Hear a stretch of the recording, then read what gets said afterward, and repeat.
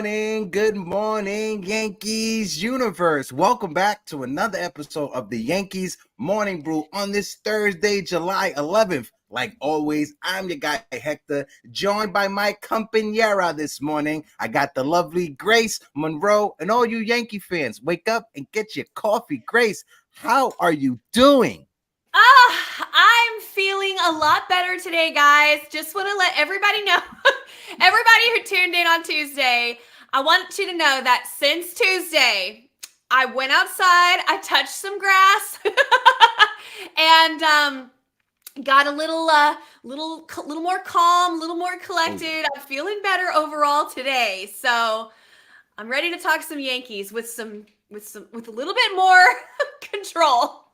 Hopefully the win last night starts things up and the Yankees can turn things around, right? Because yesterday, I know it was a 2-1 game, but yesterday it was the Trent Grisham game. Trent Grisham came through, he drove in both runs, and that mustache never looked as beautiful as it did last night. But like you said, Grace, hopefully this turns around the winning ways, because the New York Yankees, let's be honest, they've been struggling, right? We've been struggling over the past 20-something, 30-something games ever since the month of June came. The Yankees have been struggling. Before yesterday's game, the Yankees won 6. They were 6-17 out of their last 23 games. Right now, they're 7-17 in their last 24 games. Hopefully, this can turn the ship around. We saw some good things over the last couple of days. DJ LeMahieu the day before, he started getting things going. I know I mentioned Trent Grisham yesterday, but Grace, I want to get your thoughts. What was your thoughts on yesterday's games before we go into many of the stats and the topics? At the end of the game, okay, after it was all over, I tweeted out, I said, hey, Trevi threw a guy out on the base path. Check. Soto stole a base. We stole a base. Okay, check. We hadn't done that in almost a month. Clay Holmes got a save. Check. And I'm like, hey, World Series back on. I think I said something else too that we did that we hadn't done in a while, but we were trending in the right direction. Now, it's only one game and we only won by one run, and we were all, I'm sure, like I was, on the edge of my seat the entire time. Never felt comfortable ever. It was definitely a gritty win. They manufactured the runs that they had. They weren't long balls, right? They were scratching people across home plate. And it was a tough, nervous win, but it was a win. And we did accomplish some things that we hadn't done in a long time. So we do have some things to check off that we did, and we're headed in the right direction. Now we got to keep going in that direction. We do got to keep going in that direction. I'll read off some stats because I do have some stats that's a bit alarming for this team in the month of July. I know it's July 11th right now. So let's shout out to the chat. Shout out to Big Time. Oh, Jerry's in the building. I clicked on the wrong one. Jerry, how you doing? Anna Marie is in the building. Anna Marie, good morning. How you doing? My guy, Anthony Medina, mi hermano de la Isla, is in the building. Ronnie Green, how you doing? Big Time Frankie, how you doing? Frankie Rivera, salute, salute, salute. We got the nosebleed section in the building. Our guy on Dios NYK is in the building. TC Stills, I miss you, baby. He said, good morning, Brew Crew Familiar. How you doing? Who else we got in the building? Oh, Jerry's in the comment section going crazy. Old Sarge is in the building. Richie Squires is in the building. Our friend Jonathan is in the building as well. Salute, salute, salute. My friend Corin from Yankees Twitter is in the building. Corin, how you doing? Folks, in the description of this video is our Twitters or our X's accounts, Minds and Grace. If you guys can, please give us a follow. Follow us on X as well, not just here on YouTube, but follow us on X, follow us on Instagram as well. I do Yankee Twitter spaces. We're going to do a pregame space later on today at 6. What time the Yankees play today? Is it a daytime game, an early game, or is it a late night game? Oh, God, I hope it's not an early game. I hope it's not an early game. Anywho, we'll figure it out. Folks in the chat, if I'll you look it up. can't, let me know what time the game is. DJ Stills is in the building. He says, what's up, you beautiful person, beautiful people, and what's up, Grace? How you doing? No, that's a joke. He said he's got a joke. He's hilarious. Shout out to DJ Stills. The game is at 6:50 today. So our Twitter would have started at 5:30. So the Twitter space will be running from 5:30 into 6:50. What's up with these games starting at 6:50? It's been very weird. Grace, what's your thoughts on that? I don't know. It's a Florida thing. It's ever since they've been in Tampa. I don't know what's going on with that. This is the first time that I realized in Florida when they play in Tampa that they're starting at 6:50 when they're down there. I don't know. Maybe I just never realized it. But I got some stats that I want to read off, right? Okay. Now that we're in the month of July and the Yankees have been sliding, Aaron Judge, so far in the month of July, he only has 1 home run, right? We knew Aaron Judge was going to cool down. Even when he was hitting home runs left and right, the team was still losing, right? When you look at Alex Verdugo, he has 2 home runs since the month of May. I'm going to say it again.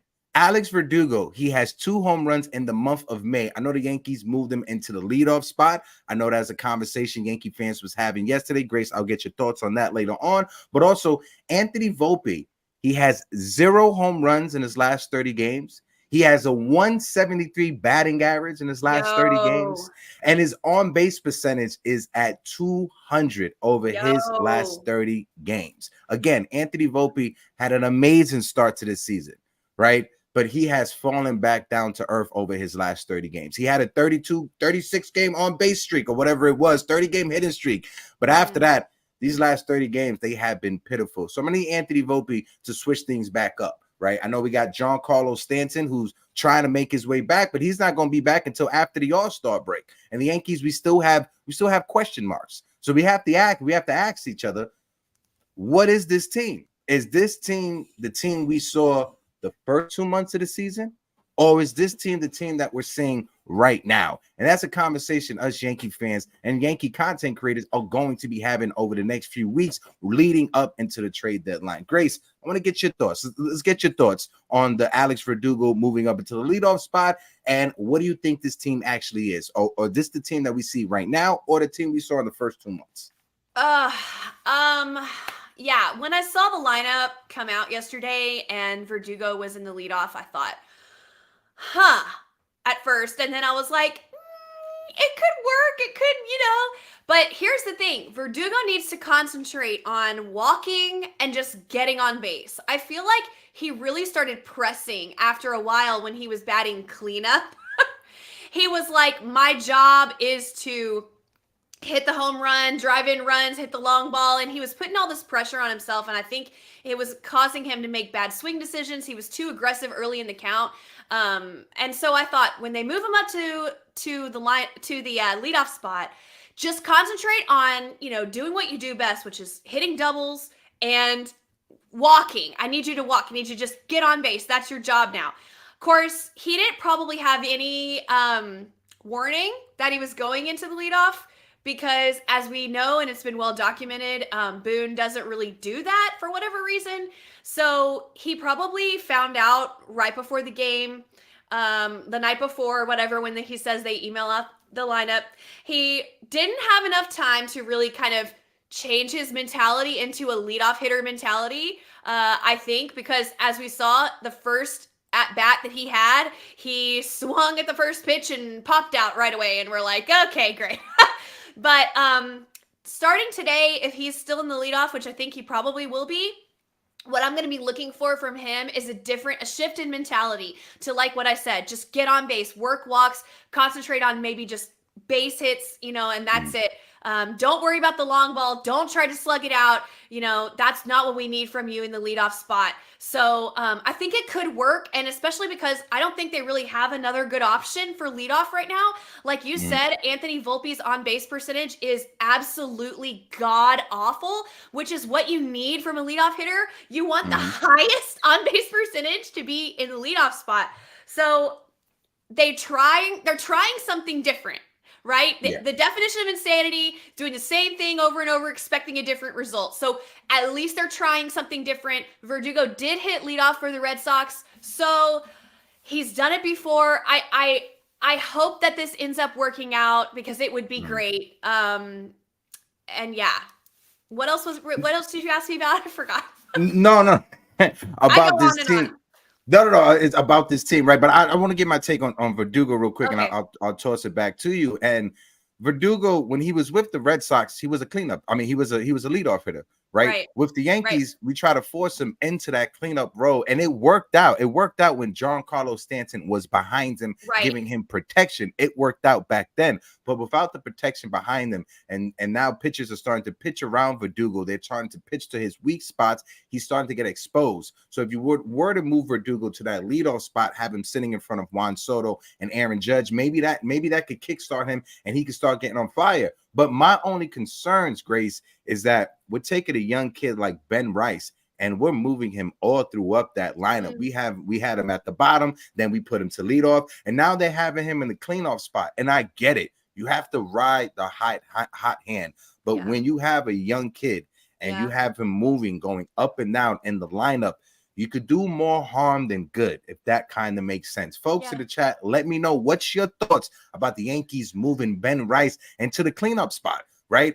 We got over 103 people watching us right now. If you guys can, please smack that like button and interact with the emojis on the side of the chat for me and Grace. Help us grow this. Help us get to 5K. We are almost at 5K. We are right at almost 4,400 subscribers, so we appreciate you guys. Grace, what's your thoughts on Ben Rice real quick? I mean, I think it's kind of crazy that some fans brought up that if Anthony Rizzo hadn't gone down injured, Ben Rice would still be in AAA. And now he's batting cleanup. He hasn't even been up here. I mean, for what, 3 weeks? How long has he been up here? It hasn't even been that long. Now he's batting cleanup. And that's just wild. But I think that last night he had some, I'm not trying to make excuses, but I feel like he had some bad breaks from the ump. He had some bad calls, some really close balls, some really good pitches that could have gone either way that just didn't go his way for whatever reason. And it was a little bit frustrating for him. But I want to withhold judgment from his performance in the cleanup spot as of now.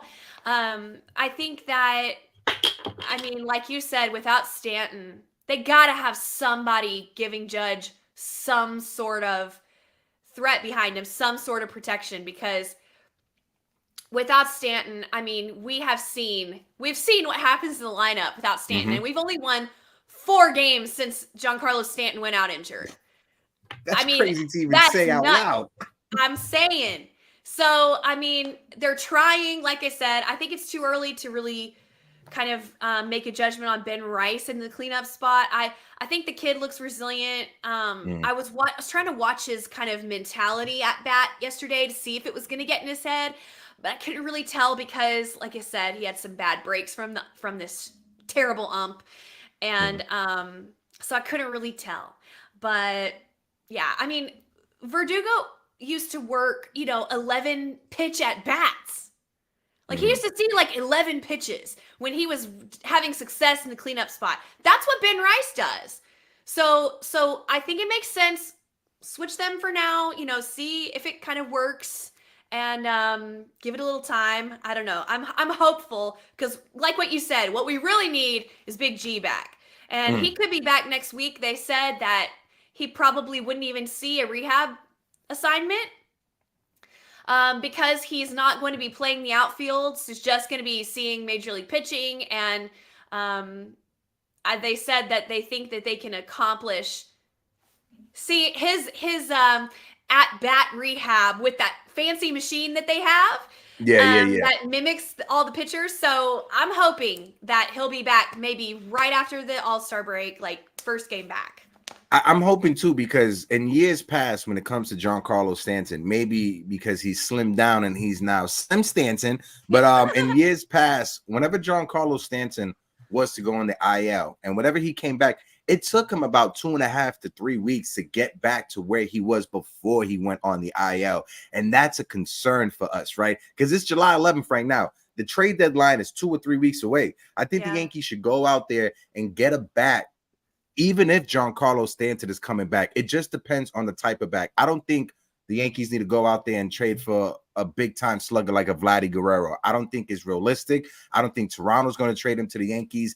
If the Yankees could get a deal done, get a deal done. But I don't think that's the type of hitter you need. You need a professional slap hitter on the bottom of the order who could keep things going, who could keep the line moving while you get back to the top of the lineup. If the bottom of the lineup, if your 7th, 8th, and 9th guys are getting on base and they're putting pressure on the starting pitcher, you're making it so much easier for your 1, 2, and 3 hitters to operate. You're making it easy for Verdugo, for Soto, and for Judge to do damage if the 7th, 8th, and 9th guys are getting on base and putting pressure on the starting pitching. And when you look at the Yankees 7th, 8th, and 9th, they've been automatic outs, especially in the month of June, especially for this past month. They've been automatic outs, and you could only ask Juan Soto and and Aaron Judge to do so much. I seen Damien was trying to join. Damien, join back again, and I'll bring you back up. Sorry about that.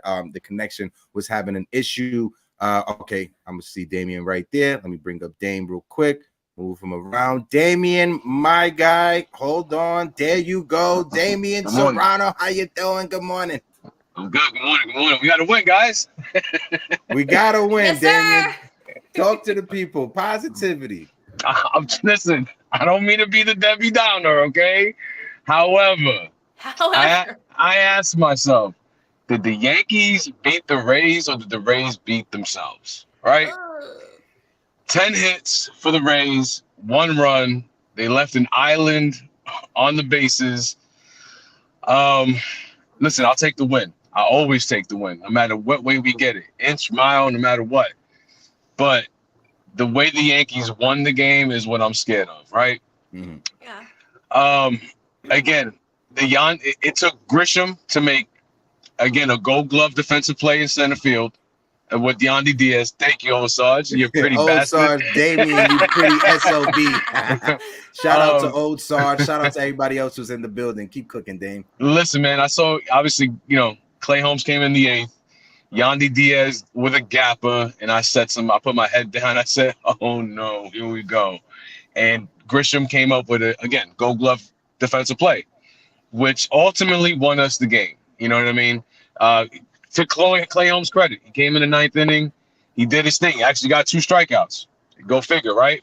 Actually threw the slider and didn't continue to throw his sinker to a guy that hits 700 slug against a sinker like he did Yoshida. So, listen, it's a stepping stone. Tonight will tell a big tale on what the Yankees are moving towards. Are they same old Yankees, or did they earn the win yesterday? Mm-hmm. Pitching did great yesterday. Luke Weaver, shout out to Luke Weaver, pitched great yesterday. He's come such a long way, such a huge signing for the Yankees. But the offense, anemic again. You know what I mean? Absolutely anemic when you counted on Trent Grisham, who was all the offense yesterday. That's scary to me. Doogie, one thing that I noticed with the Yankees this year, and I don't have really an issue with it because I kind of agree with it a little bit, but they're not executing, is I noticed that I think James Rowson is preaching your best pitch you're going to get is the first pitch. Because if you notice a lot, the Yankees are swinging at the first pitch a whole lot, whether it's Doogie, whether it's Volpe, whether it's Judge. The only one who does it is Soto. You know what I mean? Yeah. So I think that's the advice, and that's the gospel, so to speak, that Rowson is preaching. That your best pitch you're going to get is probably going to be your first pitch, but they're not executing, okay? Doogie swinging at the first pitch, pop-up. Volpe does the same thing. Either he fouls it back or he, pop-up, whatever the case may be. So I think at this point, unless they start executing, start working the count. Because, granted, your first pitch is probably going to be your first pitch. Most of the time, it's a fastball down the middle. They're trying, to get me over fastball, right? But they're not executing. So until that happens, guys, work the count. Go back to being the Yankees and working that count, making these pitchers pitch. Mm-hmm. And, listen, Doogie, I had no issues with Doogie being the leadoff man. I think that should have been the very first lineup at the beginning of the season. Doogie hitting 1 because that's what he's known to do. And then you got protection from Judge, Soto, so on and so forth. As to your credit, Hector, Doogie did such a great job at the 4 spot because he had Big G, right? Big G was protecting him. No matter what anybody says about Big G, he had 18 home runs, was one of the hottest hitters before he went down. So he got that protection. But ever since then, who's protecting Doogie? Nobody at the 5th hole. Absolutely nobody. Which at that point hurt Doogie. He wasn't getting the pitches he was getting, and now you got to put him in the 1 spot, which I think he rightfully deserved.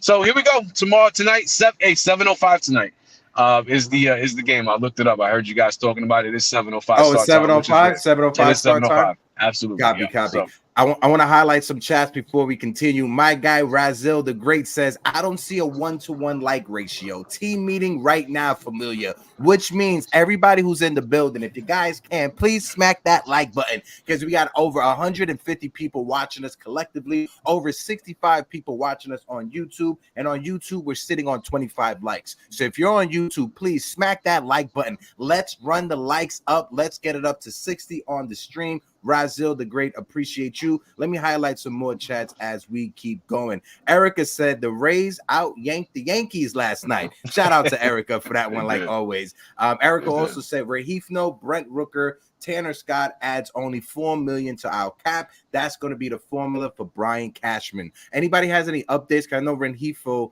he got injured and was put on the IL. Anybody got an update on Rengifo? Is it a 10-day, 5-day, 15-day IL? It's a 10-day right now. It's a 10-day right now. I don't think it's a serious injury, but it is a wrist, right? It's his wrist. So that's concerning to me because obviously he's got to swing the bat. So well, is he going to have the same power? Is he going to hit the same? I don't know. That's a red flag for me. I don't know about that one.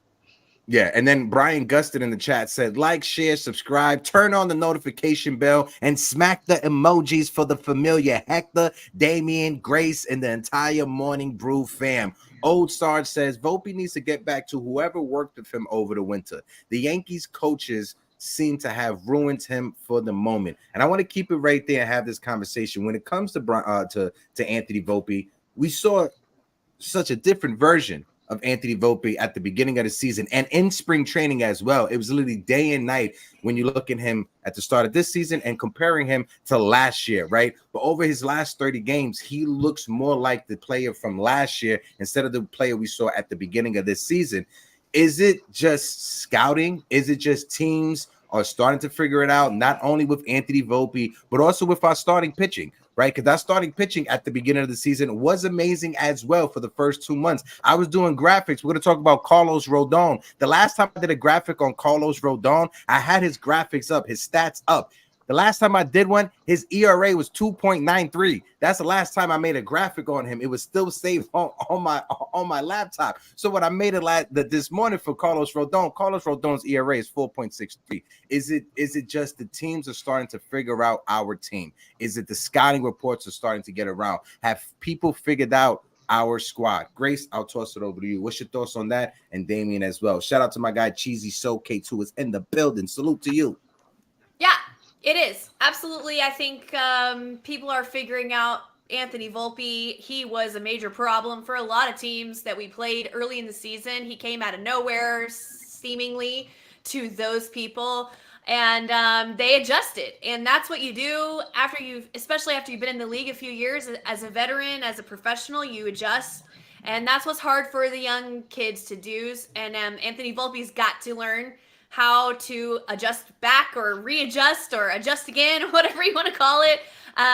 He's got to do that. That's part of, settling into being a Major League Baseball player. So I know he will. It's just rough until he does. We saw him get struck out on that high fastball all the time last year, all the time. And, whenever it was a full count, you could bet. I just stopped myself from cursing. You could bet anything you wanted to that he was about to see a high fastball, and sure enough, here comes a high fastball, and sure enough, struck out, and he made that adjustment early in the year, and now they've readjusted to his new adjustment, and he's got to adjust again. I mean, it's just part of baseball. People are good. This game is hard. right? Yeah, go ahead, Dame. When it comes to Volpe, he's not being patient at the plate. The guy's got 4 walks in a month and a half. In the I last month and a know. half, he's walked Oh. 4 times. And you have to, again, the league adjusts. You got to adjust back, right?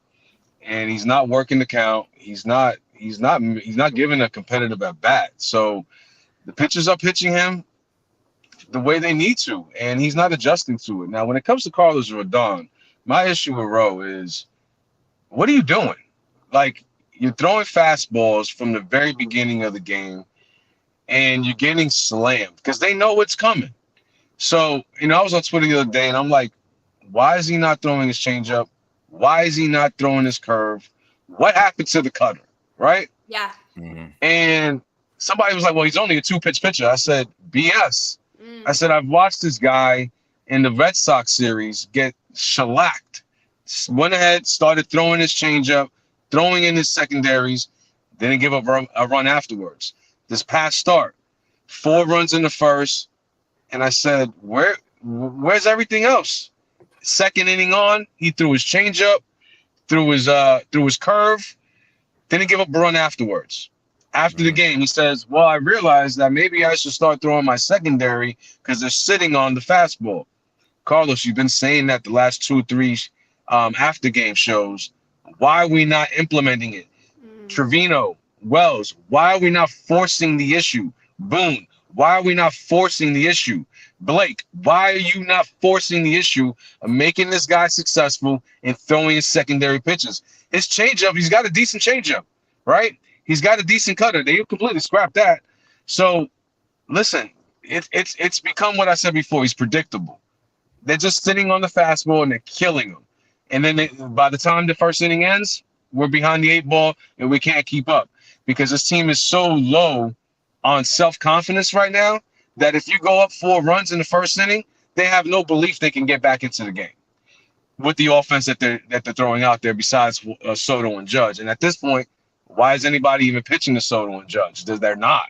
If you notice, Soto's going out of the strike zone. Why? Because they're not pitching to him. So he's like, I got to do something for the team. I have to try. And that's why you see Soto going out of the strike zone. Same thing with Judge. These guys are pressing the issue because they're not getting pitches to hit because there's nobody behind them protecting them. Mm-hmm. So, Rodon, please, for the love of God, start throwing your secondary from the first inning on. Change the mix. Go with your secondary before you start going with your first, number one. I gotta tell you, Vivian. Sorry. One second. I just want to highlight Brian Gustin and his $4.99 super chat. Thank you for helping us keep the lights on, Brian. Appreciate you. Brian shares like, share, subscribe, and turn on the notification bell and smack the emojis for our guy Hector and the Morning Brew crew. Brian, I appreciate you like always. And we're gonna do something different for any of you guys that are watching this video on the replay. Right, put in the comment section. Let's get a question. If you guys have a question for me, for Grace, for Damien, put it in the comment section of the replay of this video, and then we'll bring it up on the next show on Tuesday or on Thursday. But I just want to say, when it comes to Rodon, I think it's a little bit deeper than that. And I got the graphic right here, and I want to bring it up. Baseball Perspectives, they put this out on Twitter as a few points that they wanted to point out. The loss was, in fact, on Carlos Rodon. 4 innings, 5 hits, 4 runs, 2 walks, 5 strikeouts. However, the Yankees pitcher's fastball, which he threw nearly 50% of the time, graded out at a very average 95 miles per hour with 9 inches of horizontal break. When you look at that, Carlos Rodon, when he was with the Giants, the movement that he had on his fastball, that is what separated Carlos Rodon from the wannabe starting pitchers, from the pitcher that he was when he was an all-star with the San Francisco Giants. And I bring that up to say this. Could it be sticky related? Sticky substance related. He doesn't have anything to grip the fastball, and his fastball is just flat. Because when you look at his velocity, he's throwing it 98, 99 miles per hour. His velocity is there. It's just he has no late life. He has no movement. He leaves his fastball in the middle of the plate. You could throw your fastball on the edges of the plate and you could get away with it. But if you leave your fastball in the middle of the plate, in the heart of the plate, teams are just going to tee off on you like it's batting practice. Am I just delusional for saying that? Go ahead, Grace, help me out. I think that he has to be willing to let go of his comfort zone, which I guess is his fastball, which he had a lot of success with, which got him paid at the New York Yankees. He's got to be willing to let go. And like Damian said, he's been saying it for, I keep going like this. It's this way. He's been saying for weeks now. Oh, I guess I threw too many fastballs in the first inning. Oh, well. And then the next week, same thing. And the next week, same thing. So how many times are you going to have to get rocked and let your team down and put your team in a position to lose the game before you actually sideline your ego and figure it out? Stop relying on the fastball in the first inning. Throw more changeups. Throw more cutters. Work in the curve. We know he has a good slider. He still has a good slider, I think. But the fastball ain't working, Pop. And I don't know how many times you have to be proven that before you actually make a change. And further to that point, we were saying, how come Matt Blake hasn't said that? How come, Wells hasn't directed him in that way? I'm not so certain that they're not saying that and that they're not trying to direct him. And Rodon isn't throwing a little temper tantrum on the mound like we know he does. He has attitude, and when he's winning, we love it. And when he's losing, we hate it. So that's the problem to me. And when I saw that Rodon was pitching yesterday, I expected to lose, y'all. And that, I haven't felt like that since Severino was reeling. Oof. And remember when we would see his name, we'd be like, yo, we're going to lose that game. So let's look at the rest of the series. That's how I felt about Rodon yesterday. And I was like, ooh, that's not a good feeling. Yeah. I want to shout out Uncle Grandpa Tats and the Pinstripe Chronicles in the building. Shout out to Uncle Tats. And shout out to my guy D's channel with the 199 Super Tat. Great intake as usual. Let's get a series win tonight. And we need to do that, right? Because we haven't won a series since the series we played against Kansas City. And that seemed like it was ages ago. Right, that series against Kansas City feels like it was last year. I think the Knicks were still playing the last time the Yankees won a series, right? But no, Yankee fans, in all reality, right? I understand the frustrations. I do get it. Trust me, I do get it. But we still have the rest of the season, right? We got to figure out that this team is going to be able to figure it out, because if they don't, then the season's over. We might as well stop watching the game, stop going to games, delete the Yes app off of your phone if that's how some people feel. I personally don't feel like that. I think this trade deadline is going to be a major trade deadline, and that's a perfect segue to talk about Brian Cashman, right? Because Brian Cashman, he came out and he spoke to the media a couple of days ago, right? And this is what he had to say. We definitely have areas to improve upon, and we would do our best to do so. So maybe a little optimism. Maybe he's saying we're going to do something. I'm not too sure. But this trade deadline that's coming up is going to be one of the most important trade deadlines the Yankees have had in a very, very long time. I want to say back maybe even into 2009, because 2017, we was playing with house money. That trade deadline when we traded for Ty Frazier and David Robinson and Tommy Kane, we was playing with house money. Nobody expected us to be there. But even after we was playing with house money, after 2017, as a Yankee fan, you thought, wow, over these next 7 years, we are guaranteed to have at least one championship, right? With the young guys we had, with Judge coming up and Gary Sanchez establishing himself as a power hitting catcher, you thought that this team, with this owner's pocketbook, with Brian Cashman in charge, that we would at least get one championship. But in those 7 years since 2017, Gary Sanchez is gone. Didi Gregorius is gone, right? DJ LeMahieu is not the same DJ LeMahieu we got after 2017, right? So there's a lot of factors on why the Yankees are where we're at right now, right? Yes, trading for Giancarlo Stanton and his contract maybe hurt us more than it helped us. But at the same time, you could say Giancarlo Stanton hurt us more than he helped us. But in 2024, he's our third best hitter in our lineup. So I know there's a love-hate relationship with Giancarlo Stanton, with this front office, with Brian Cashman, but I still want to have confidence that this team are able to do what they have to do at the trade deadline to fix this shit. Maybe I'm being delulu. Maybe somebody could help me out with that. What's your thoughts, Grace? No, I mean, this is what I was saying last night. I'm like, okay, all right. Step one, we move to go to the leadoff. All right, we got Ben Rice up. He's doing great. We get Giancarlo Stanton back. We get John Birdie back, okay? We have Cole ramping up, and we get Schmidt back, all right? We got Heel probably moving to the bullpen maybe, who knows? And we make a couple trade line acquisitions for the bullpen and maybe a bat. And we're doing good. We got to call up the Martian for the postseason. I know there's people who say the Martian isn't going to come up this year, but I'm still holding out hope that we're going to see him this year. And then all of a sudden, it doesn't look so bad. Everybody gets clicking again. Soto's playing for his $500 million or whatever he's about to get. And Judge is Judge. You know, Rice is doing great. Let's just get Volpe back some momentum in the bottom half of that lineup. If we keep Torres can get some momentum too. It's about to be his walk year in the bottom of the lineup, or middle bottom of the lineup. And we can do it. And we can do it. We can get in a wild card spot, and we can take care of the Guardians or take care of the Twins or whoever we have to play. We will have to handle our business with the Orioles, and that's going to be our biggest hurdle, I think. Yeah.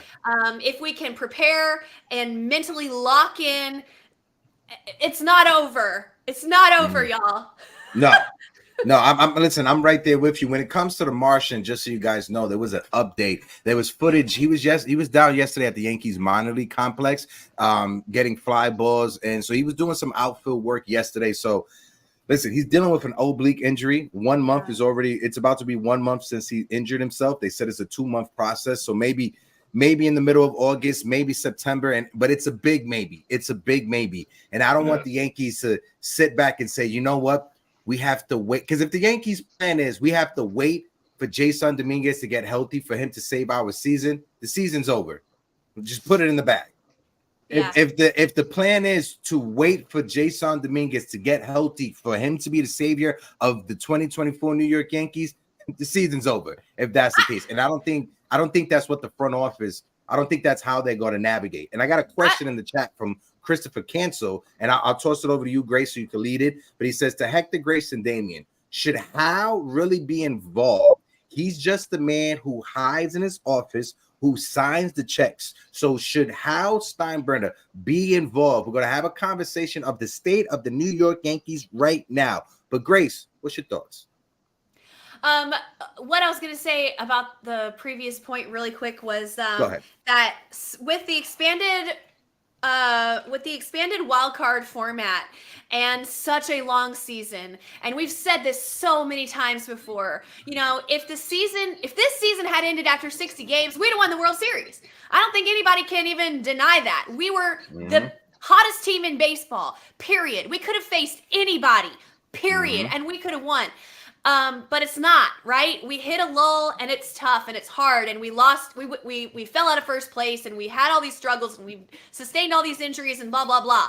But you guys, thinking about maybe like 3 weeks from now, when we're getting all these guys back, okay? Like I said, Cole and Schmidt and Birdie and Stanton and all these people, and they're coming back at the right time. We're about to get hot, going right into the stretch, into the postseason. That's what you need. Because look at the Braves the last couple years. Been hot all year, consistent all year, and then what happens in the playoffs? They're tired, and they don't go all the way when they should have. Even the Phillies to a certain extent. You know, they've been consistent, and then, you know, fizzle out. This could end up working to our advantage if we get hot right before the postseason and then fly into the postseason playing games like we played at the beginning of the year. Hector, when you asked me, who is the team? Is the team who we were at the beginning of the year? Or is this the team? No, the team is who we were at the beginning of the year. We got to get back to that. We got to get our guys back. We got to get our energy back, our winning mentality back. And I'm praying, hoping, betting that we will at the perfect time. Bada bing, bada boom, World Series championship. But as far as Hal goes, honestly, y'all, I have a controversial feeling about Hal, I guess, because I like the Steinbrenner family being the owners of the Yankees. Call me, you know, nostalgic, but they've owned the Yankees my entire life, and that's kind of how I like it. Hal is a Yankees fan, and he loves the team. Does he know baseball? I don't think so. I don't know. I mean, he never played. He never, you know what I mean? So I don't necessarily want him making baseball decisions, because I don't think he really knows that much about baseball, the game. But I want him signing the checks. I want him to have a general manager that he trusts so much that he literally just says, yep, if you say so, let's do it. Let's do it. Let's do it. Here's the money. Here's the money. Here's the money. That's what I want from Hal. I want his money.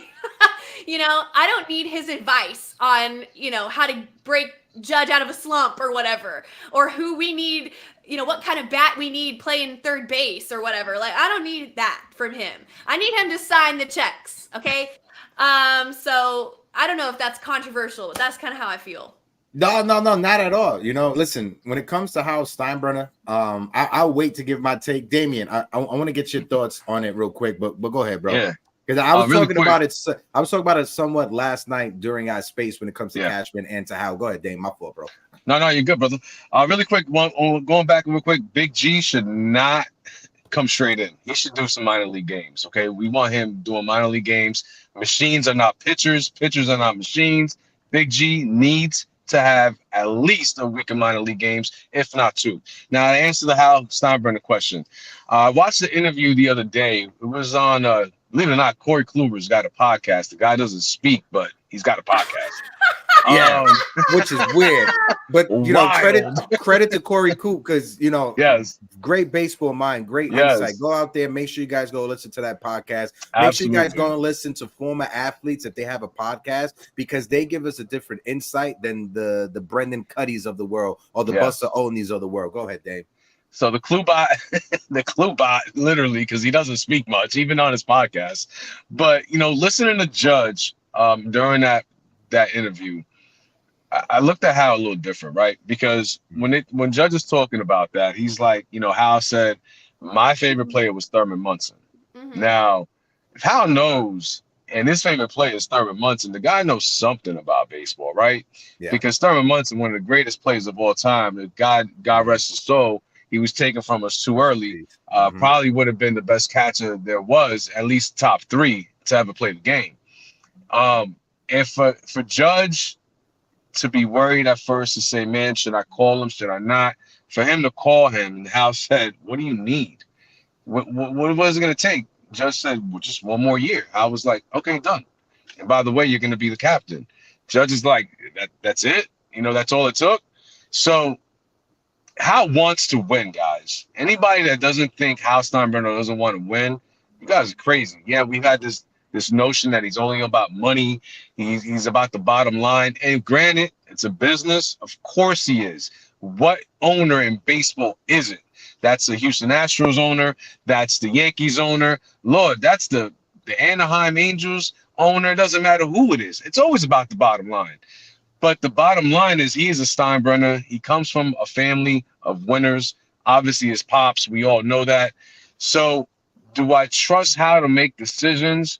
Not necessarily on personnel, but I trust Hal to make decisions of saying, all right, this is what we're going to go get, right? This is what we're going to go do. Now, Hal Steinbrenner last season, everybody got on Hal. Why? Because he stopped any trades from happening. Let's face it. The Yankees were going to go nowhere last year, right? Yeah. Trades or not, they were not winning. That was not a winning team. Didn't matter what trades you brought in. They were not going to win. Hal said, you're not going to give away any of our prospects. You're not going to give away anything just so we can turn around and have another losing season. Just so maybe we make a wild card and get bounced out in that first round. Doesn't make sense. So I give Hal credit on that because a lot of people got upset. I didn't because, listen, you want to give away your prospects just to lose?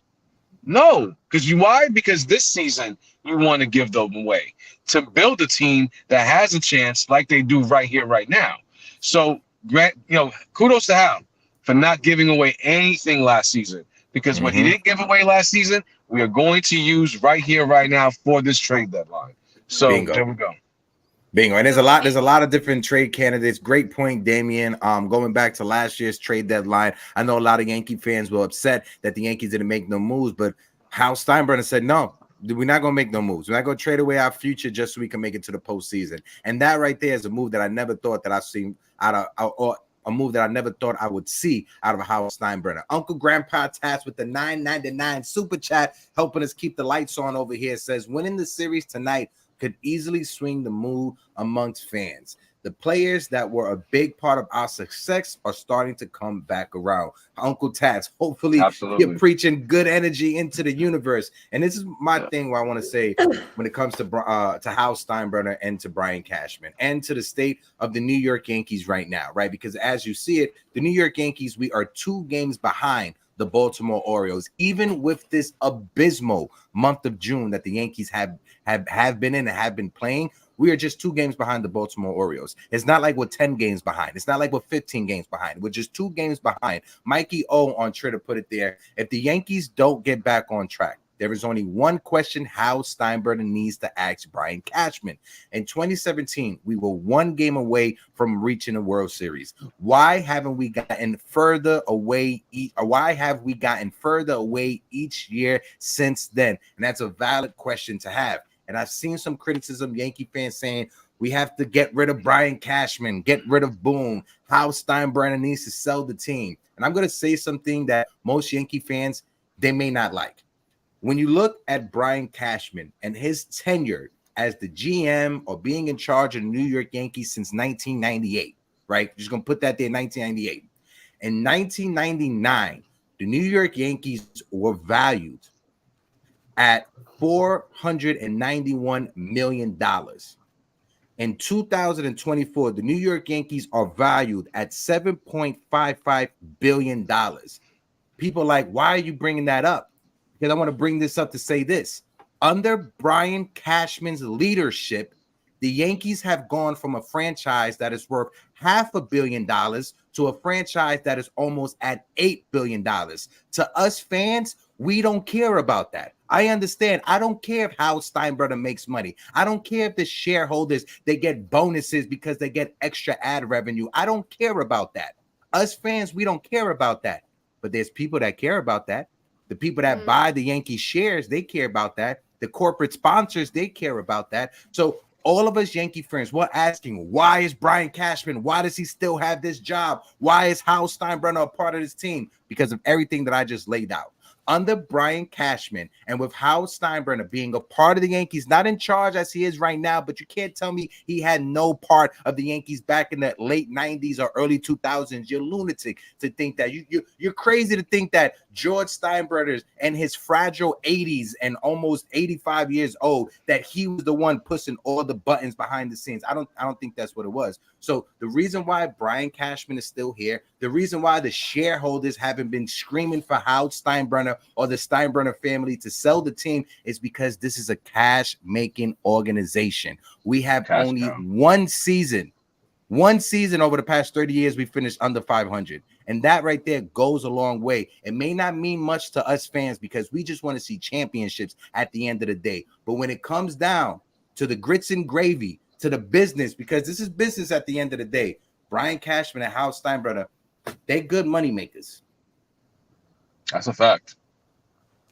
Yeah, and the Yankees are, minus last year, the Yankees are in the postseason virtually every year. We are in the conversation. We're in the dance. We're trying to win, and we're not irrelevant. Our team has never been irrelevant. Even last year when we were dog crap, we still weren't irrelevant, right? When you're a Yankees fan, you have pride year in, year out. And when people find out you're a Yankees fan, they're like, oh, Yankees fan. Okay, well, you know, I mean, that is why there were 40,000 people at the stadium this weekend when we had the worst record in baseball over the last 25 days or whatever it was. 40,000 fans in the stadium, not in Tampa, in the Bronx, every day that weekend.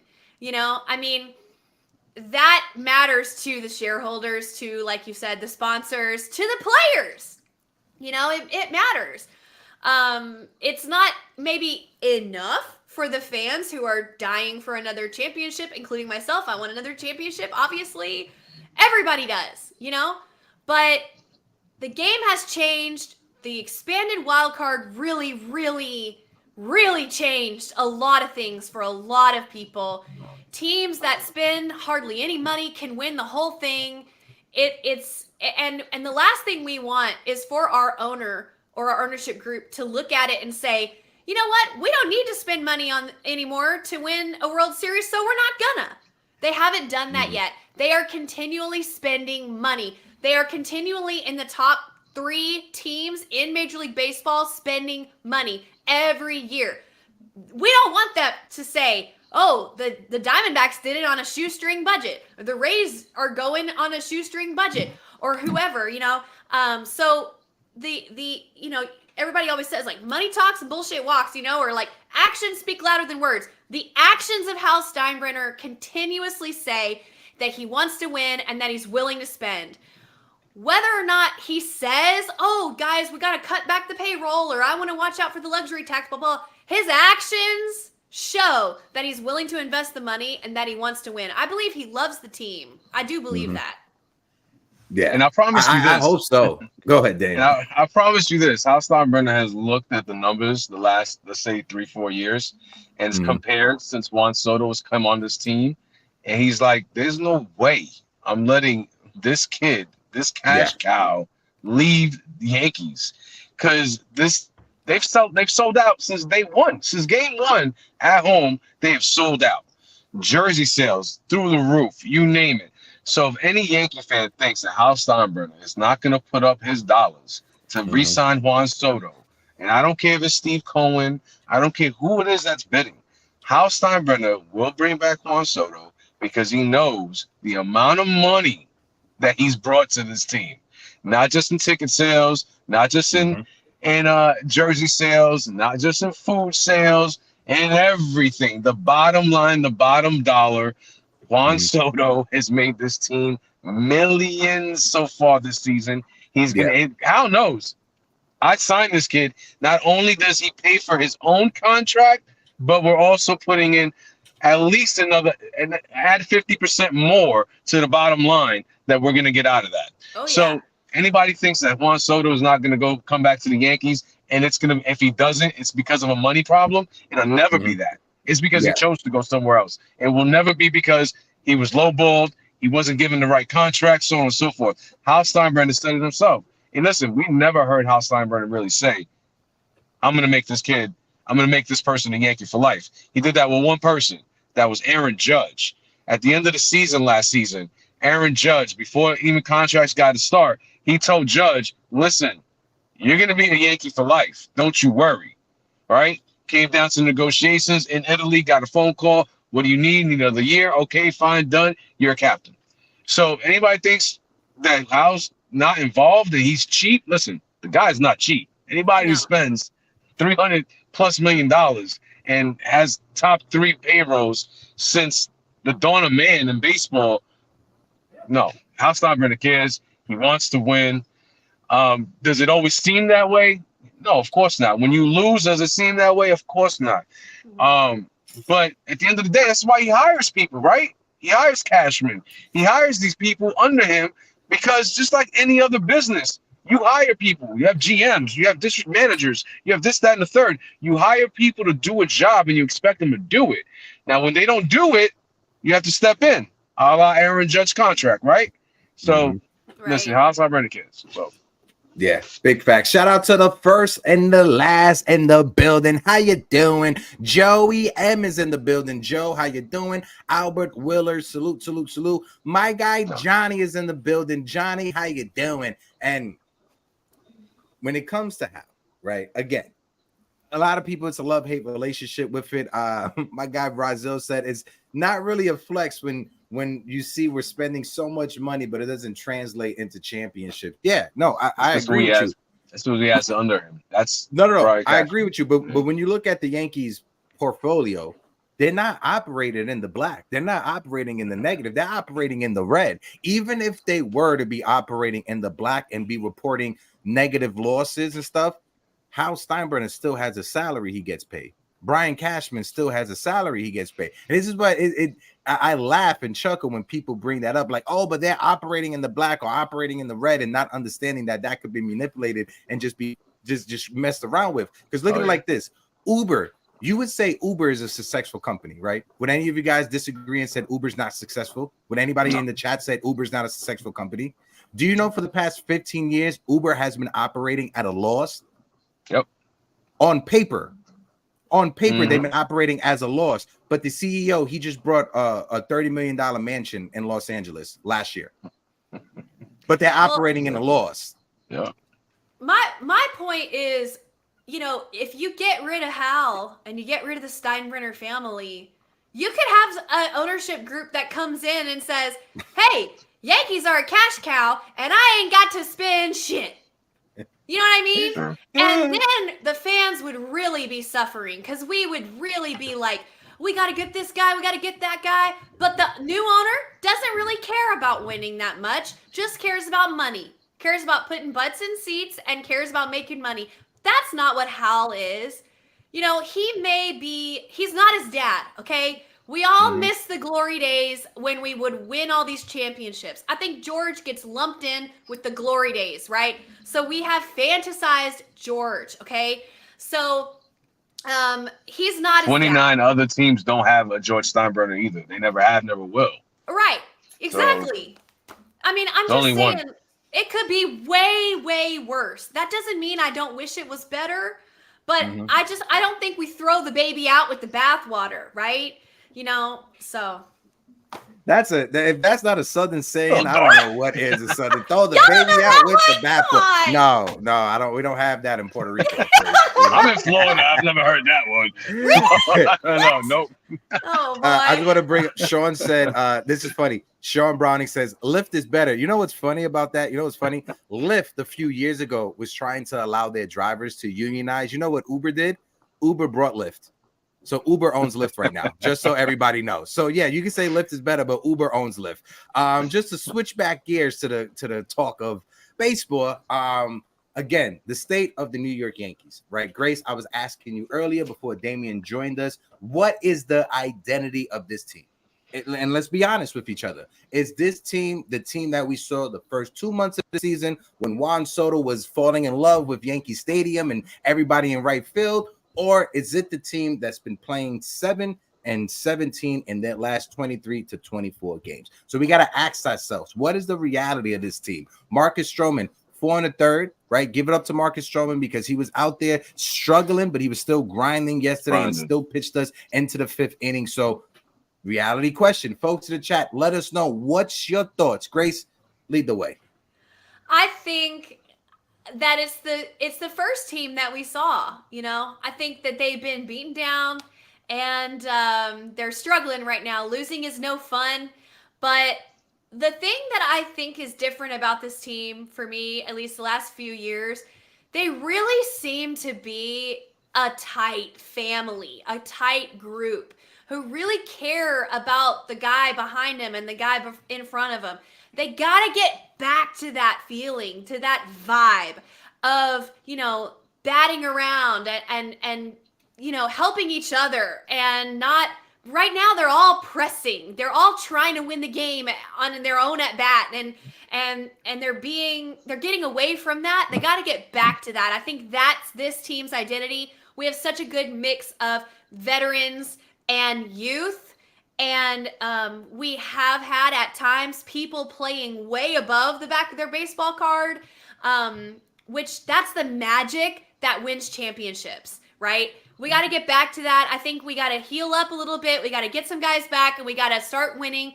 Now, after the All-Star break, we play the Red Sox again, I think. And then after that, we have a pretty good schedule for maybe 3 weeks. We play the Cubs and the White Sox and the Tigers, and, you know, we got a winnable 3 to 4 weeks there, okay? So if we can get through this All-Star break, get through the Red Sox series, and I think there may be one more tough series coming up.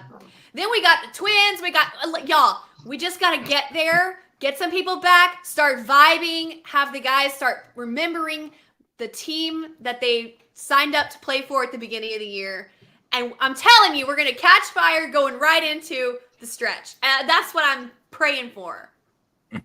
I want to shout out my guy Richie Rivera from Empire State of Baseball. Yes, Richie sir, Rich. Rivera, how you doing, my guy? I want to shout out Rich because Rich is like at his job or whatever. Now it's like the Wi-Fi is acted up. He can't catch the show. Rich, you know I love you, brother. Appreciate you. Guys, make sure you guys tune into Rich Rivera, Empire State of Baseball. They are live every Monday on their channel. Every Monday night, they have great conversation. 2 Yankee fans, 2 Met fans. One of the Met fans I've grown love for, Joseph Puglisi. I'm the only person that get to call that dude a douchebag. All right, if you're out there and you call Joe a douchebag, I'm gonna see you and we're gonna have personal feelings. But shout out to the boys over there at ESB. They do a great job. Appreciate the support that they show us over here on the Morning Brew, and I appreciate everybody in the building as well. I see we had a chat that I want to bring up real quick. Give me 1 second, because it just escaped me. Joe said, my thoughts are the 3 Yankees have to be traded and they are done. Then they are past their prime. Who are the 3 Yankees that you were talking about? The first of the last says the message needs to change from leadership. Boone is a good guy and probably a great friend, but he has demonstrated that he is not a motivator, and he even looks mentally worn down now. I'm not sure if you guys heard Boone over the past couple of days, but it's not yesterday's post game, but the one before when they lost. He held himself accountable, right? And this is the one thing Yankee fans have been wanting to see from Aaron Boone, holding someone accountable. And what did Boone say? Listen, it all starts with me. I have to prepare our guys. I have to make sure that they're ready to go out there for war. I have to make sure I. And in the 7 years or in the 6 years that we have had under Aaron Boone, that was the first time I ever heard in Aaron Boone's voice, his voice crack, right? That was the first time I ever felt that he was concerned about his job security and the future of his job. So maybe Hal Steinbrenner and Brian Cashman being down there in Florida and that team meeting they have, hopefully this lights the fire under someone's behind and we start to change things around. But Grace, Dave, I want to get your thoughts real quick on Boone and his cracked voice and his job security. Go ahead, Damien. Oh man, there is no job security. He's on a lame duck contract right now, right? So it's either he does it this season or listen, either he makes the ALCS that might keep his job, but he's got to hit the World Series or listen, at the end of the day, Boone is gone. And I think he knows that, right? Because at the end of the day, you come into the season, no contract behind you, and it's a team option. It's not his option, it's a team option. So at the end of the year, they could say, all right, well, we just choose not to renew your contract and we're done. So it's about time Boone holds himself accountable. Listen, the streets talk. New York is loud. And the one thing that everybody said, no matter if it's us, any other content, ESPN, you name it, it's one thing and one thing only. The team looks unmotivated. The team is not playing with any fundamentals, and they just don't look interested. And everyone says it alike. That falls on one person. That falls on the manager, whether it's his fault or not. Right. It always falls on the leader, no matter what business you're in, okay? Because at the end of the day, as they say, rolls downhill, right? So, Boone, he has to feel the heat. I mean, his ass has to be burning by now because the seat is very hot. And either he turns it around or he's got to know it's over. He's got to know either he turns it around or it's over. You know, another thing that happened is that they had a players-only meeting, right? Managers don't like that. Managers don't appreciate player-only meetings. That means we're keeping you out of this, Boone. You have no idea what we're talking about. It may be about you, it may be about the staff, it may be about us, but you have no clue. Managers don't particularly like player-only meetings because they have no idea what's being talked about, right? And sometimes it might just be about them. But that's also a sign that you've lost your locker room. When you have a player-only meeting, that's a sign that you've lost the locker room. And if that's the case, then you might as well call the season a wash. Because if you've lost the locker room, then you call the season a wash. That's it. Yeah. we know that Aaron Judge has Hal on speed dial and that he has regular meetings with him. I feel like if Aaron Judge didn't want Boone there, he would be gone. And Yeah. we know that he's been vocal that he loves Aaron Boone, that that's his guy. But the bottom line is, like Damien said, if the production isn't there, it falls on Boone, whether it's his fault or not. I wouldn't be surprised if Aaron Judge shut the door and said, "Y'all, here's the tea, okay? Booney's taking bullets for us, and we're out here making him look bad. If we want him to stay, we got to play better. It's on us. Boone's doing his part, taking bullets for us in front of the media. We got to do our part on the field, right?" So I wouldn't be surprised if that was part of what was said. And then what did we see right after that? They were really trying a lot harder. If you watch every game, like a lot of people in the chat, like we all do, you could see that they were trying harder, more effort, more running it out, more, giving their body up to try to catch a ball, et cetera, et cetera, et cetera. After that team meeting or whatever. But here's my thing on it too. And I wanted to say this. If Cashman hires the next coach, it's going to be the same type of guy as Boone, okay? It's going to be the same kind of company man, toe the line, don't throw the players under the bus, blah, blah, blah. So what I almost would like to see happen, and this is going to piss off everybody. I know Aaron Boone's, I'm sorry, but at the end of the year, Aaron Boone is done, but I think Cashman has one more year. He does. Why not get them on the same schedule? That way, if/when Cashman retires or he's not renewed, they cannot renew them both. Then we could get a new GM and a new manager and a whole new vibe. Because right now, it doesn't make any sense to have Cashman go out and get a new manager who's just going to be the same, and then we'll get rid of Cashman, and then we'll have this manager, and then we get rid of him, and we need it to line up. We need it to line up. So I would like, honestly, maybe if they just extended Boone 1 year so that Cashman and Boone were on the same out date. Do you know what I mean? No, I 100%. Everybody mad.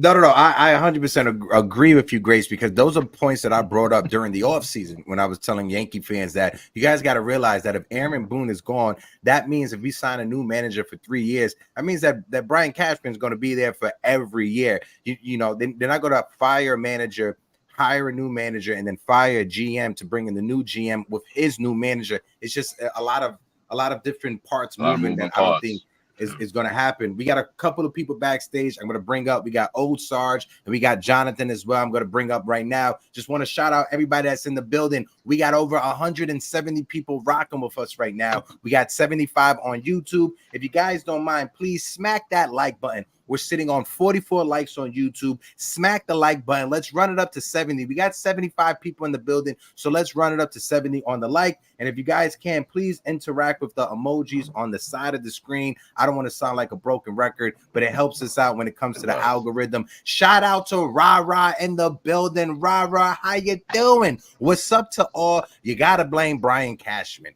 Cashman is just a puppet. You got to blame Cashman. Boone is just a puppet. Sorry, I was reading that wrong. The biggest problem is Cashman. Yankees needs to start at the top, straight to the bottom. It's a whole organizational change. And I agree with Ra, right? But the flip side to that is that I think, and it sucks to say this, and I'm going to echo what Grace was saying. Some Yankee fans may not like what I'm about to say, but I think Brian Cashman, the only way he moves on from this job is if he decides that he's done with it. If he retires, I don't think Hal Steinbrenner is gonna let go of Brian Cashman. Now, if the Yankees for the next 3 years finish under 500 and we become a laughing stock of Major League Baseball, then I could see changes being made. But if we keep going the same route we're going, barely making it into the playoffs, we're still getting ad revenue, money is still being made in the stadium, I don't think Brian Cashman will be let go of the New York Yankees. If you guys have a Yes app, If you guys watch the game on the Yes app, you guys see that his daughter has a show on the Yes app interviewing former players. Shout out to the number one thing that this country is known for, nepotism. Nepotism runs wild in the USA. But no, she has a show on the Yes app talking to former Yankees. Cashman's not going anywhere. As much as it pains for me to say that, he ain't going nowhere. Go ahead, Dame. And I'm going to set up the screen. And I'm going to bring up Old Sarge. Then I'm going to bring up Nosebleed. And then Jonathan as well. All right, go ahead. Before I go, right, I will say this. You know, there was the book, and which is Andy Martino, right? Yeah, The Yankee Way. Yeah. And in that book, Cashman talks about how he was ready to walk away before Hal just gave him this last contract. So to me, Hal, my question is to you, if somebody's ready to walk away and was thinking about it, how do you tell yourself that that person is fit to handle the team? Because that means to me, your heart's not all the way in it. That tells me that if you're ready to walk away for something, and that was even a thought process in your mind, and you had to think about taking that extension, how do you tell yourself, Hal Steinbrenner, that he's the right man to continue to run this team? Because the fact is, if you're thinking about walking away, that means your heart is no longer in it. That means you're not doing the things that you needed to do, which shows in the lineups that we've seen the last few years, right? Yeah. So to me, I think the end is near. Anybody that thinks the way Cashman was thinking about not taking this last extension, then I think the end is near. I think he is almost ready to hang it up. Just for that mere fact, because again, that means your heart isn't into it any longer. That means you're not putting in the work that you used to put in. That means you're not doing the things. You're not doing everything that you did in 1998. All right. That means you're just not. Your heart's just not there no more. So if somebody had to talk you into taking a contract, that means it's that time to go. And I think Cashman knows that. They've already started talking about who possibly could be, you know, the person that takes over for Cashman. I forget his name, but he's in the Yankees organization already. But yeah, I think the end is near for Cashman. And I think if the Yankees fall flat on their faces, there will not be an extension. And to your point, guys, I think Cashman and Boone, leave together. But yeah, I don't think Cashman's heart's into it any longer. But with that being said, Sarge, you're pretty bastard. How you doing? I gotta go. Everybody have a great day. Chat. Have a great day, and I'll see you guys. I'll see you guys later. Hey, pregame show on the Twitter. You. That's right. Pre-game show at 6 o'clock, 5:45, 6 o'clock on Twitter. Dame, you be safe, brother. Appreciate you like always. Let me move this back because we got old Sarge in the building. Sarge, before you go, I just want to say, every time that you come up and you're standing like that, I get flashbacks to when I was doing Zoom classes when I was at Apex for my electrical degree. So I'm just having flashbacks to Zoom classes. Sarge, how you doing today, bro? Hector, I have the Veridesk, so I got to stand. But, looking skinny as ever, my friend. How do you say redneck in Spanish with the hat? Rubio. Okay, there you go. Grace, lovely as ever. Oh, go on. And then I wish I was as pretty as Damien. You know that guy smells good.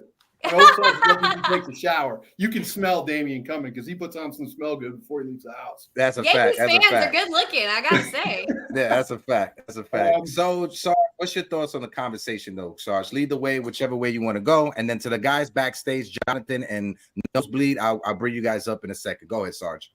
No, we could mull over all these topics and this and that and everything else. And I think for me, we can talk about leadership, lack of leadership. Look, the Yankees organization is a baffling thing. I don't think any of us are going to figure it out, no matter how many tea leaves we turn or detritus we sift through or how many fortune cookies we crack open to, get something. But from Hal on down to, and I include judging this, I get a lot of crap for this. There just doesn't appear to be any leadership. And I think that's all an organizational philosophy. So until that changes, who knows what the hell we say. So Boone taking responsibility. I tell you what, financially, I'm not going to feel bad for Boone at all if they show him the door. He's going to go back to ESPN or whatever that is. I mean, but man to man, I mean, hey, if you go out for failure and you get relieved, that's never good on your soul. So, but I'll say one thing, Sarge, to what you were saying. There's one guy in the organization who can say whatever he wants with virtually no consequences because he has a guaranteed contract. That man is Aaron Judge, and he's the captain. So if we need somebody to step up without fear of getting fired, without fear of being traded, he doesn't have any fear. You're right on it. We need our captain to step up. Yeah. And like to what I was saying earlier, if he loves Boone, then figure it out, because Boone is not the guy to go out, clearly not the guy to go out there, throw the guys under the bus, hold them accountable, blah, blah, blah. He has to toe the company line. Aaron Judge doesn't. So we need him to step up, right? Yeah, I'm not trying to call him out. I love Aaron Judge, but you know what I'm saying. Grace, what are you going to do? Yeah. You're going to break all his bats? Tell him he can't play? Tell him to go stand in the corner? That shit ain't happening. He is swinging the biggest stick. Right. So when you have a pouty Glaber on the bench, right, it's Judge who needs to take him back into the locker room and throw him in a bathroom stall and say, you stay there until I come and get you. right. I don't want to see your face until then. And if he comes out of there, he beat his ass. But that's just kind of where I am with those things. But a lot of that falls on Judge. I don't know whether he hasn't been trained or he doesn't intuit that kind of leadership. Because No, go ahead. Keep going, Sarge. Because I mean, you're not going to find another guy who works as hard, who leads as well by example in terms of playing with class and grace and doing all those things. But that hard part of leadership and adversity and turning the ship around, holding people accountable, kicking ass where you need to. I mean, same thing with crying Rodon. You get that guy off the bench. You preserve the team's integrity. You preserve his integrity. I mean, how much shit did he catch for that? Yeah. You get him off the bench and you let him do what he needs to do in the locker room. But the captain needs to get him out of there. Because, I mean, look, they're not in the military and they're not at war, but they like to use the euphemism. So I will join too. That stuff is poison to small unit action. So, I mean, you're talking about 30 guys, which is roughly the size of, what in the Army we'd call a platoon. If you allow those actions to go on, it's poison. And so that's how you end up with a losing streak that is 5-15, where Cashman, Boone, et al. Are presiding over absolute collapse 3 years running. Yeah. So That's a really good point. And to add on to that point, Sarge, because I was going to bring that up. I'm glad you brought that up, because I can't speak on that, right? You're a military vet. I can't speak on that, right? I played Call of Duty and I was in the JROTC. That's all I could speak on. But besides that, I can't speak to it the way that you could speak to it, right? So real quick, just a side question. You were EMT in New York City, right? Yeah. I worked 911 in the South Bronx. Excuse me, that's real work. Yeah, continue.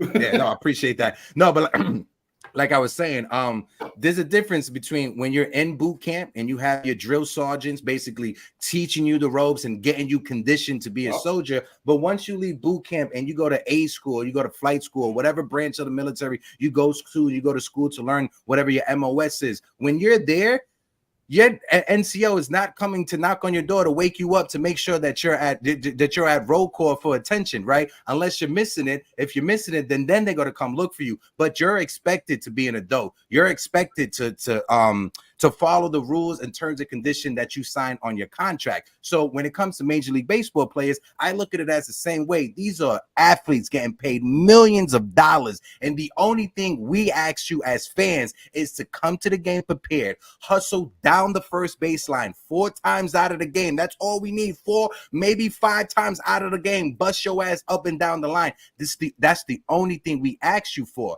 And I don't understand how it's like, I get it. Boone is supposed to be the manager. Boone is supposed to lead, but you can't have Boone hold Gleyber Torres' hands while he's in the batter's box and to expect Aaron Boone to be the reason if Gleyber Torres performs and comes through in a big situation. If that makes any sense. No, it makes a ton of sense. But I mean, they're that type of leadership, the leadership in adversity, where you know, somebody like a judge needs to pull everybody together and say, hey, look, I don't give a rat's ass what your salary is. You have an obligation to this team.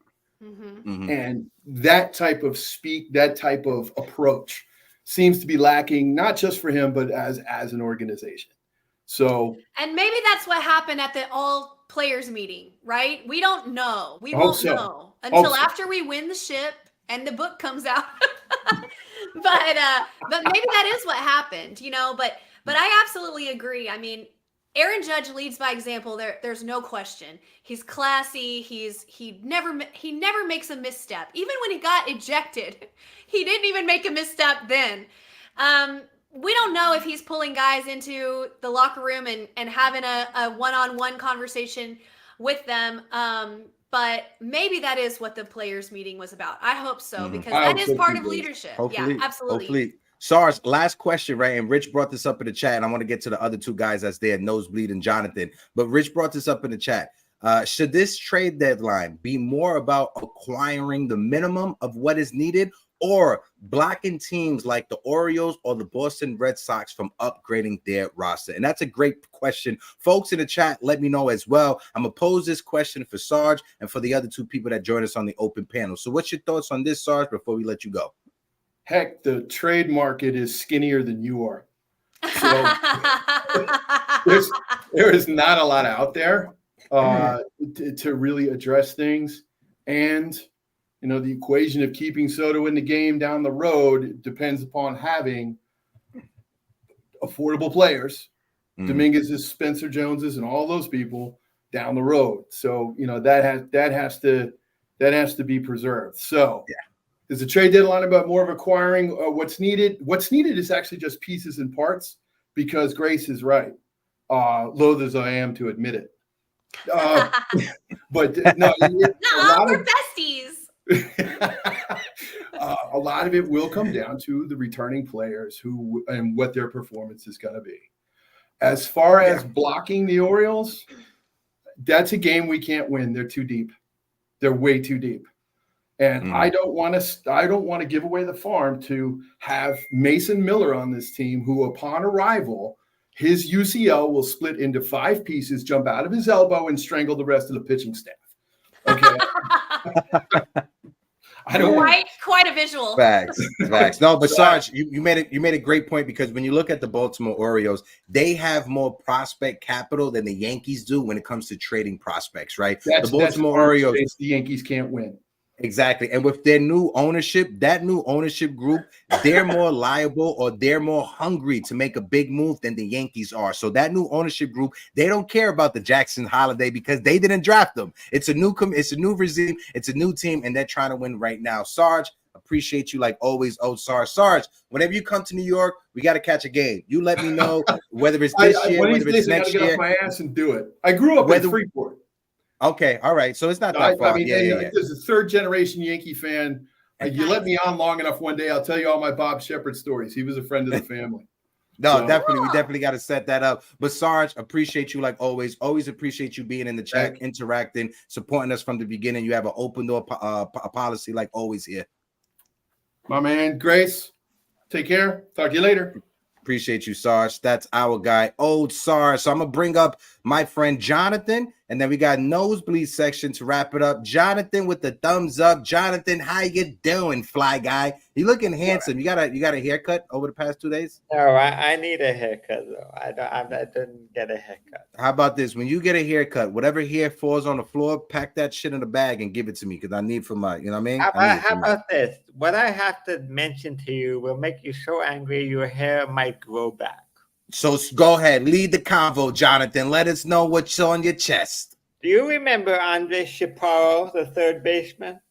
I remember. You talk about my friend Andres Chaparro, yes. My friend who interviewed, and we're friends on Instagram, and we message each other to this day. Yankees released him, let him go. He's batting .330 with playing third base in Arizona. What position do we need? Third base. Third base. Do you feel your hair growing back yet? What are you saying, Jonathan? Who would have known? I'm saying the Yankees don't know what they have in their minor league system before they let these guys just walk away for nothing. They let this guy go in free agency instead of leaving him on the 40-man roster. They would have had a nice young third baseman at 25 years old playing a good third base. Instead, he's with Arizona, probably making the playoffs.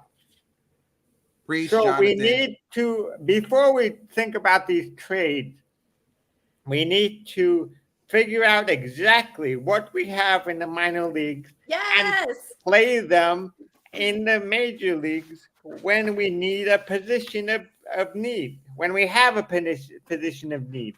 We can't just let these guys rot away in the minor leagues, let them go to the Rule 5 draft and blossom with another team.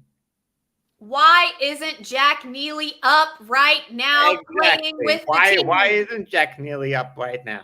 If he's going to work out, we need to know. And if he ain't going to work out, we need to know. But I think he will work out. But he needs to be up, right? Yeah. I agree, Jonathan. We need to give these guys a chance. We need to know exactly what we have going into this trade deadline and not just trade away guys that we never even gave them a shot. Another infielder that we traded with Ezekiel Duran is Josh Smith. He's also hitting very well with Texas. And we gave him away in the Joey Gallo trade. Mm-hmm. So we gave away a lot of talent. And now we need to find that talent in other trades. When we had them in the minor leagues, all we had to do is put them on the major league roster, or not drop them when they had the option, and just see what they have. You need to treat every prospect like you did with Volpe. Know what you have in your system before giving up on them. Mm-hmm. Because if you don't, later on, you're going to have to sign a free agent for millions of dollars instead of having 6 years of arbitration, and then the Yankees will come back to you, oh, we don't have enough money. Well, you don't have enough money because you let your guys walk and had to sign expensive free agents. So let me ask you this, Jonathan. Would you be willing to, as a Yankees fan, sorry guys, would you be willing to, as a Yankees fan, have a year or two where there's a whole bunch of young guys on the team developing at the major league level, and you don't have necessarily the production that you would have gotten had you gone and acquired veterans instead? Yes, I would do that for 1 year, see exactly what we have, and then make a decision. Plus, you could have a better outcome than what you currently have. Who knows? Remember in '96 they gave Jeter a chance, Posada, Pettit, and Rivera. What would the Yankees '90s team be without those four guys? We have other guys who can build a new core, and we need to follow the system that Gene Michael started. Jonathan, you're preaching to the same thing Yankee fans have been saying, and we've been saying it, especially over these past few weeks. When you look at the product on the field, when you look at the roster construction, it's just poorly constructed. Who would have thought Kyle Higashioka would hit 10 home runs in this past month? Who would have thought that? Him going to San Diego and he has 10 home runs in this past month. Kyle Higashioka, the home run stroker, as John Sterling used to call him. Jonathan, let's get you. Hold on 1 second, Jonathan. Just because we have Nosebleed backstage, I want to be able to bring him up. So I want to get you to that question that Rich Rivera brought up. That way I could get your take on it, and Nosebleed as well. Should the Yankees trade deadline be more about acquiring the minimum of what's needed, or blocking teams like the Orioles, the Red Sox, and whoever else you want to throw into that equation? What's your thoughts, Jonathan? I would acquire the minimum, and I would trade whatever we could to break down this team and call up the young guys, as I suggested earlier. We need to trust the system. We built up the system after 2019, and we need to trust it. That is also a way, in Hal's mind, you can lower the payroll. Yeah, because So Hal wants to lower the payroll, and that's a great way. if Hal wants to roll the payroll, the only way you can do it is to call up the young guys and have them play on the minimum. Just like Chaparro. What would happen if this year you had Chaparro at third base playing a batting 330? You would. I'll be losing my mind. But I just looked it up right now. Chaparro is not on the Diamondbacks major league roster. He's in the minors putting up those numbers. AAA. Yeah, he's in AAA putting up those numbers. He's not putting those numbers up at the major league level right now. So I just wanted to put it out there just because I know the fact checkers are going to be in the comment section. Yeah, Chaparro, his numbers are at AAA, not at the major league level. Jonathan, appreciate you like always. I'll see you at the pregame for the Yankees Twitter space. Maybe I'll be there. Yeah, hopefully I see you. So we got nosebleed section backstage. Our last caller. I know, maybe, right, Mr. Hamptons. Nosebleed, let me get a thumbs up. Let me know you're ready to rock out. My guy, how you doing? I got so many opinions. I can't share them all. Let them go. Talk to the people. Let them know how you feel. Grace, I'm sorry to disappoint you. Not every Yankee fan is good looking. That's not true. What are you talking about? I was You're just a about to handsome say bastard. that you look great in red. That's like your color. Come on, my guy. I swear I was just about to say that. Go ahead, Nosebleed. I gotta say, with Rich's comment, you can pull it back up for a minute. No, I'll pull it back up right now. Go ahead. I would not be willing to get rid of players like minor league players just to block people. Like, we need our prospects for ourselves. Like, we just need to worry about our team, and we can't worry about other people. If these people if our team performs the way they're supposed to perform, I'm not worried about nobody else.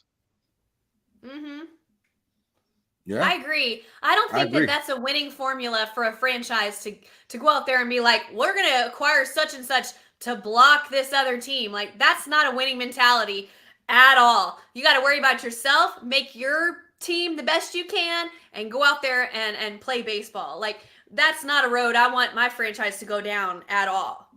I'm more worried about the Baltimore Orioles blocking us on a trade than us being able to block the Baltimore Orioles. Because when you look at what both team needs, what we need and what the Oriole needs is almost the same thing, especially when you look at the bullpen, right? They need bullpen help at the end of their bullpen. We need bullpen help also. So when you look at the teams and the rumors, I don't think, and I'm going to keep on saying this, I know the Oakland Athletics, their ownership group are a horrible ownership group. I understand that. Horrible to the fans, horrible to the city of Oakland, trying to move that team to Las Vegas, and then they're going to be playing in a minor league complex. They're going to be a team. They're trying to do like the Savannah Bananas as traveling baseball team. It's very weird and it's very stupid what the Oakland Athletics want to do. But with all that being said, I know they're horrible, but I don't think they're this stupid. I don't think that they're this dumb, that they're willing to trade the best pitching prospect or the best closing or relief prospect that they developed ever since Houston Street. I don't think they're that stupid to just trade them away. So I could say Oakland is out when it comes to trading Mason Miller, but I'm scared that the Baltimore Orioles will call up the Miami Marlins and they would trade for Tanner Scott and they would trade for Neely. That's who I'm worried about. I'm worried about the Baltimore Orioles blocking us from making a trade and not us from blocking the Orioles to make a trade, because they have the bullets to make a trade. They have a deeper farm system. They have more top 100 prospects than we do. They got more top 20 prospects than we do. They have prospects. They have players at the major league ready that are performing, that they could sacrifice the players at the minor league level. That's what I'm afraid of. Like Brazil said, Hector, be very afraid. Absolutely. Yeah, but I guarantee you the Orioles aren't thinking, we got to get this guy so the Yankees don't get him. They're just thinking, we got to get this guy because we need him. You know what I mean? I don't think they're out there trying to block the Yankees necessarily. No. Yeah, I don't think so either, but it's a nice little cherry on top of the pie that you're about to eat. Yeah, you sure. know? Yeah. Okay. Yeah, I don't think they're I don't think they're waking up and saying, "Oh, our goal is to block the New York Yankees." No, but if they can improve their team and hurt us at the same time, I think they'll be willing to more do that instead of trying to trade all their prospects for Mason Miller. When you weigh out the possibilities, the Orioles know that the Yankees aren't going to trade for Mason Miller. It's more likely that we trade for Tanner Scott or for Neely. So if you're the Orioles, what are you going to try to do? I'm gonna try to call up Miami. Right, it's going to cost me less prospects than it's going to cost me for Mason Miller, and at the same time, I can hurt the team that's chasing me in our division. So if I'm the Orioles, it just makes more sense to go that route than it does Mason Miller. The Orioles don't scare me. As bad as we've been playing, they can't pull away because they're not that good as everybody thinks they are, because they're also struggling. So if we were top-notch, full like we were in the beginning, which we never played them full strength, we always played them while we were down. Right. If we played them top strength, I think they'd be running for the hills from us. Ooh, I like it. Okay. It's that red shirt.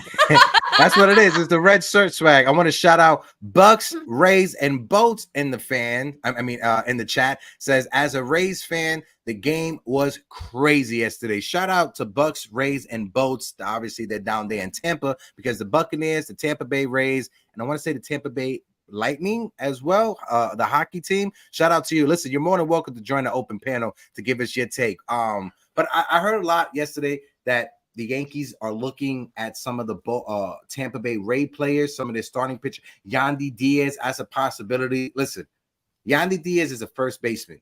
We got Ben Rice at first base. I know Yandy Diaz came up at Isaac Paredes. They're not there. That's a pipe dream. I would love to get Isaac Paredes, but they traded for him 2 years ago. They traded Austin Meadows away, so they traded for Isaac Paredes when he was a prospect coming up with Detroit. Tampa Bay, regardless of what we want to say about their stadium, about their ownership group, they have great scouts. They have great baseball minds that are in charge in Tampa Bay. They just need a better stadium. They just need a better TV deal. They just need better marketing so they can get fans into that stadium. I've driven around the Tampa Bay.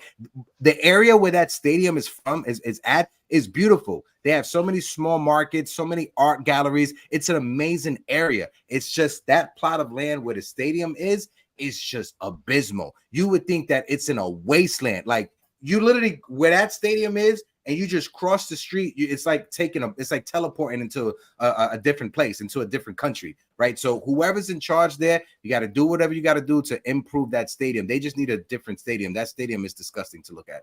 I'm sorry. They're getting a new one, I think. Hopefully. Well, there's talks about them being moved to like Orlando, out of Tampa. I don't think they should move out of Tampa because, like I said, that area where the stadium is at, like I said, a bunch of food markets, a bunch of art installations. I like that area where the stadium is at. I just think the stadium is horrible. I just posted the link in the chat right now. But Nosebleed, want to get your last takes before we let you go, bro. You've been listening to us talk about the state of the team. What's the reality of this team? Just so let's get your take. What's your thoughts on this right now before we let you go? I think everybody should take a quote from Aaron Rodgers and relax. We're only 2 games back, and we are really bad. So that's the only thing. Like how Steinbrenner, everybody's complaining he should sell the team. If he had an ownership group, we'd be the Oakland A's of the East Coast. Okay? Exactly. That's my fear. Yeah. And even with Yankee fans flooding that stadium yesterday, Jerry just pointed it out. Only 19,000 people in the stadium. Only 19,000. That's half of a Yankee game. It's terrible. That's half of a Yankee game. 19,000 people. And they're all Yankees. Yeah. And maybe 98% of them are all Yankee fans. But Nosebleed section, appreciate you like always. Just know you always got an open door policy on these open panels. Appreciate you like always. And we see you next time. Okay. All right. So we got one more person. We're going to make it real fast. They just jumped there. Bucks, Rays, and Boats fan was in the chat. So he's backstage. Let me get a thumbs up and let me know you're ready to rock out. All right. Got to make sure that they're real people. How you doing? Welcome to the show. Welcome to the panel. What's your name? Where you from? I'm from Tampa, Florida. My name's Eric. Eric, Hi, appreciate you. Thank you for jumping on. You're a Rays fan. Talk to us, baby. What's up, man? Did you guys see that report today? I guess the Tampa Bay Rays made a little offer for Aaron Judge 2 years ago. Aw. Why did it now bringing this story up now? This is so I don't crazy. know. It makes no sense. It's like clickbait, right? It's like when the writers, they don't have anything to post, they just post some random stuff. But you're in Tampa, you're down there. Yankee fans are probably Yeah, running crazy. it's So sad though. let's get your take. It's sad to be a Rays fan. It is. We've been to 2 World Series. We should have won at least one. Mhm. Yep. Yeah. But I want to ask, how long have you been following the Rays yourself personally? How long have you been a Rays fan? Since I'm 30 years old now. Maybe for 20 years now. 20 years. Wow. Since you was 10 years old. That's a good time. Listen, I've been following the Yankees, I want to say, since I was about like 8 or 7 years old myself, since 1996. I was born in 89, 96. I was watching them win the championships. So I agree with you. When it comes to Tampa Bay, they should have won at least one of those World Series that they went to. But at the same time, I just feel so bad because you guys need better marketing, right? Because like I said, you guys have loyal fans. But your fans aren't going to go to your stadium if it isn't marketed well. But at the same time, that area is not walkable. You need a car in order to get to that stadium, and that's what's funny though. It's funny while you're speaking of. Why would you move across the street, a couple of blocks down the road, to move a couple of blocks of road for a bigger stadium? Whippy-doo. Yeah. Last take, I'll let you go. But I heard they're gonna make it better, sweeter. There's gonna be more seats in the stand. But it's gonna be open. It's gonna be open 2020 or 2029. But as a Rays expert, did you get to watch the game of the game? How do you not win that game as a Rays fan? How do you not win that freaking ball game? Yeah, it was tough. It's like us Yankees. On base. It's like us in the past 25 games. We've lost so many games that we should have won. But let's get your predictions for today's game before we let you go, just because we got to wrap up. We're going past the time. Let's get your thoughts, predictions for this game, brother.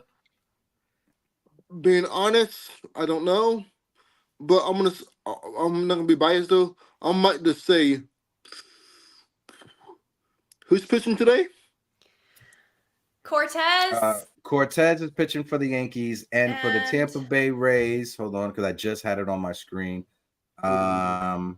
It is Shane Baz. Shane Baz. However you say that. He goes. Is he good? I might just say probably Yankees 4, Rays 3. My man. Appreciate you.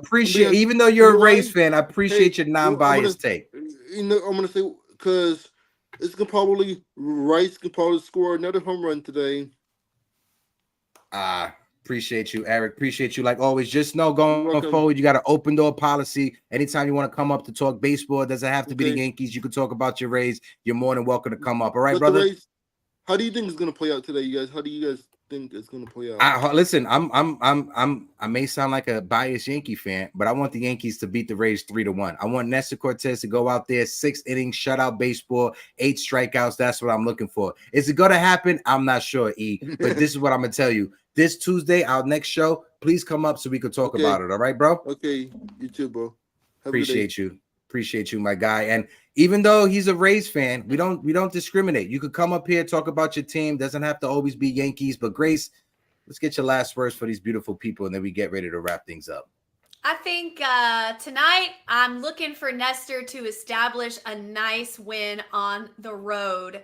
His road home splits have been crazy. So I want him to get a nice win on the road tonight. This is the 3rd time he's going to pitch against the Rays, so he knows the lineup. And let's go. I mean, the pitcher, Boz, I guess is his name, has a 4.5 ERA. So I'm looking for us to score at least 4 runs tonight. Come on. We can do it. Let's have Verdugo work the counts, get on base, work walks, see a lot of pitches. That's what I want from Verdugo tonight. Right, assuming he's still in the leadoff, so I'm hoping he will be. And then Soto, cool. Judge, no notes. Then we got Rice. let's have Rice, settle in, get a little bit more comfortable in that cleanup spot. I'd love for him to go yard, obviously, but no pressure. Just put some good at bats together, And I'm not sure who catches Nestor. Is that Trevi? I think it will be Trevino tonight. Okay. I know Trevino was out there yesterday. Trevino threw a runner out yesterday. He threw out a Rosarina. He threw out a runner. He threw out a Rosarina. We love to see it. We stole a base last night. We're throwing guys out. Yep. Trent Grisham is playing small ball, bringing runners home. Listen, this is a new day, new version of the Yankees. We got to win tonight. I hope we do so bad. Come on, Volpe. Come on, guys. I would not be surprised if DJ is not starting tonight after those 2 hits he took. One off the neck, y'all. That was gruesome. I was my God. That looked so painful. I bet he's black and blue today, so I wouldn't be surprised if he's not in the lineup tonight. So probably Cabrera out there, and let's go. I think we can win. We can win this game. We got to. We got positive thoughts only, positive attitude, positive vibes only. Make sure you guys catch us later on, 6 p.m. tonight, Yankees pregame space on X. And like always, smack the like button, hit the subscribe button. We are sitting at, hold on, let me just give you guys the official number. We are at 4,398 subscribers, on our way to 5K. So if you guys can help us out, if you're watching this, hit the subscribe button, hit the like button. If you're watching the replay, comment a question down in the comment section. Grace and I will go over it on Tuesday. And until Tuesday, say something positive about yourself, drink some water. Let's go Yankees. And Brian Cashman, turn things around.